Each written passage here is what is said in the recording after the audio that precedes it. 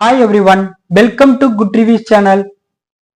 நாம இன்னைக்கு பாலா டைரக்ஷன்ல அருண் விஜய் நடிப்பில் தியேட்டர்ல ரிலீஸ் ஆயிருக்க வணங்கான் படத்தோட ரிவ்யூ தான் பார்க்க போறோம். இந்த படத்தோட கதை என்னன்னா, கன்னியாகுமரியில அருண் விஜயும் அவரோட தங்கச்சியும் ஒன்னா வாழ்ந்துட்டு இருக்காங்க. இவங்களோட ஃபேமிலியில உள்ளவங்க சுனாமில இறந்து போயிருந்தாங்க. அருண் விஜய்க்கு பிறந்ததுல இருந்தே காதும் கேட்காது, வாயும் பேச முடியாது. இவருக்குன்னு நிலையான வேலை எதுவும் இல்ல. அருண் விஜய்க்கும் அவரோட தங்கச்சிக்கும் ஏதாவது ஒண்ணுன்னா அங்க உள்ள ஒரு பாஸ்டர் ரொம்ப சப்போர்ட்டா இருக்காரு. இந்த மாதிரி சூழ்நிலையில அருண் விஜய் ஒரு அனாதை இல்லத்துக்கு செக்யூரிட்டி வேலைக்கு போறாரு. அங்க கண்ணு தெரியாதவங்க, காது கேட்காதவங்க, மனநலம் பாதிக்கப்பட்டவங்க, இப்படி நிறைய பேர் இருக்காங்க. ஒரு நாள் அந்த அனாதை இல்லத்துல உள்ள கண்ணு தெரியாத பொண்ணுங்க பாத்ரூம்ல குளிக்கிறாங்க. அத அங்க வேலை பார்க்கிற 3 பேர் ஒளிஞ்சிருந்து பாக்குறாங்க. இந்த விஷயம் அங்க உள்ள ஒரு பொண்ணுக்கு தெரிய வருது. இதனால அந்த பொண்ணு ஹீரோ கிட்ட இங்க உள்ள யாரோ நாங்க குளிக்கிறத பாக்குறாங்க அப்படின்னு அருண் விஜய் கிட்ட சொல்றாங்க. இதுக்கப்புறம் அருண் விஜய் 3 நபரையும் என்ன பண்ணாரு, அருண் விஜயும் அவரோட தங்கச்சியும் இதனால என்னென்ன ப்ராப்ளம் பேஸ் பண்றாங்க. கடைசியா அருண் விஜய் தன் வாழ்க்கையில பெருசா நினைக்கிற ஒருத்தங்களை இழக்கிறாரு. அது யாரு? இது எல்லாத்துக்குமான விடைதான் இந்த படத்தோட கதை. இந்த படத்தோட பிளஸ் பாலா டைரக்ஷன் படம் எப்படி இருக்குமோ அப்படித்தான் இந்த படமும் இருக்கு. ஸ்டார்டிங்ல கலகலப்பா கொண்டு போயிட்டு அதுக்கப்புறம் கிளைமேக்ஸ்ல அவருக்கே உரிய பாணியில இந்த படத்தை பிரசன்ட் பண்ணிருக்காரு.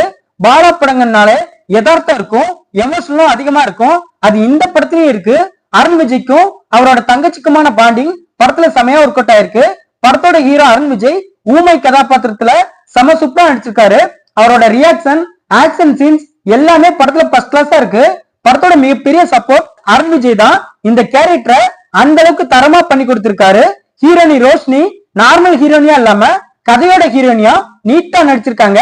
மிஸ்கின் சமுத்திரக்கனி இந்த படத்துல ஒரு சின்ன போர்ஷன் வந்தாலும் அவங்களோட ரோல நேர்த்தியா பண்ணி கொடுத்திருக்காங்க. படத்துல உள்ள சண்டை காட்சிகள் எல்லாமே ரத்தம் தெறிக்க தெறிக்க வெறித்தனமா இருக்கு. அதுலயும் இன்டர்வல் ஃபைட்டும் கிளைமேக்ஸ் ஃபைட்டும் ரொம்ப பயங்கரமா இருக்கு.